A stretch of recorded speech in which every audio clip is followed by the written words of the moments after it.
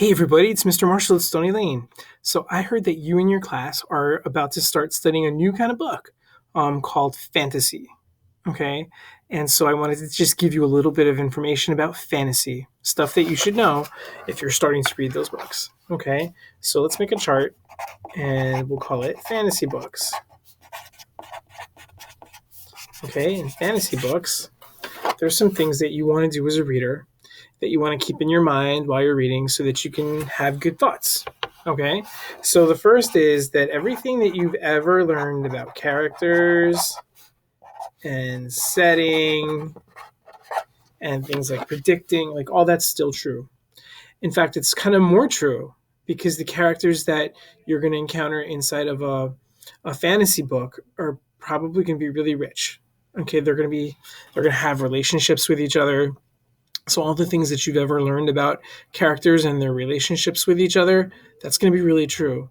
So you should have your mind kind of going on about that.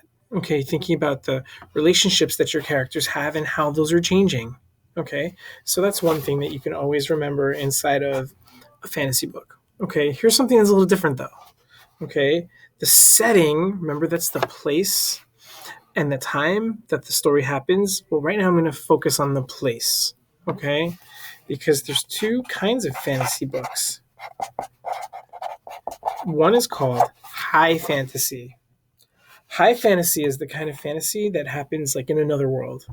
Okay, it's not here on Earth. It's not like any sort of place that you know. Maybe it's on Earth, but it's like in a fictional kingdom or something, right? And where there's all sorts of magic and stuff like that. Okay, high fantasy is like that, and in high fantasy, like the world is just different. There's all different rules, and maybe dogs fly, or maybe something unusual can happen, right? But then there's also something called low fantasy, and low fantasy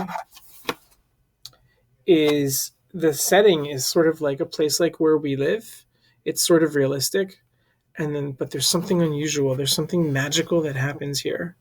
Okay, and so that's a little bit different. So in low fantasy, what happens is everything's normal around us except for that one thing. That really unusual thing happens. And sometimes you'll see a book that kind of has a mix of both. Okay, so you can think about, is your book a high fantasy or is it a low fantasy? And think, what could be normal? What could possibly happen inside this story because of where it happens? Okay, so that's high fantasy versus low fantasy. The next thing that you should think about is that in a fantasy book, there's always some kind of magic. There's always some kind of magic. Something happens that we just couldn't explain in reality. Like it's something that could never ever happen. It's not even like science. It's like just like poof, something happens and there's no explanation for it. Or the explanation is that there's magic. There's a character that can make magic, or there's a character that has a magical ability, right? There's some sort of magic.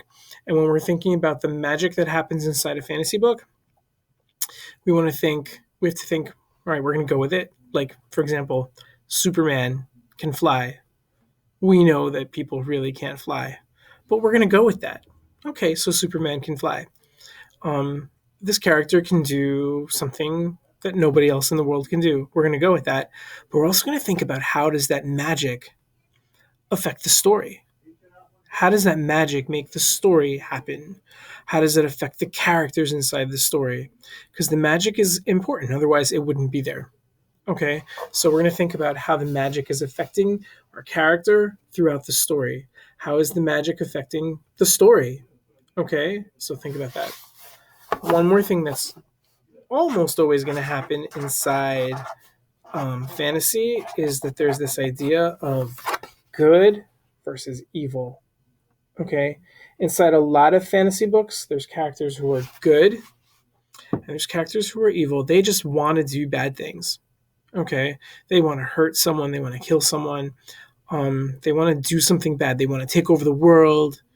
And so part of what a reader of fantasy needs to do is to identify who the characters are that are good, who the characters are that are evil, and how do they kind of interact with each other. Okay, it doesn't happen in every fantasy book, but it happens in lots of them. Okay. And there's one more thing that I wanted to tell you about right now, and that is that sometimes animals act like people inside of a book. Okay. They've got all the same feelings and all the same actions that people would have, but they're just animals. Okay. And when that happens, that's got a really fancy grown up name.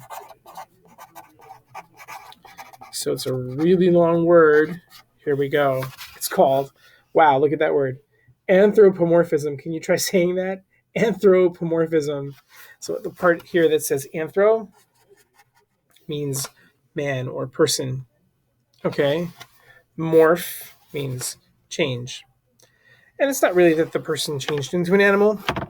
It's just a literary term that means that there's animals in this book that are acting like people. Okay, and we just have to kind of go with that.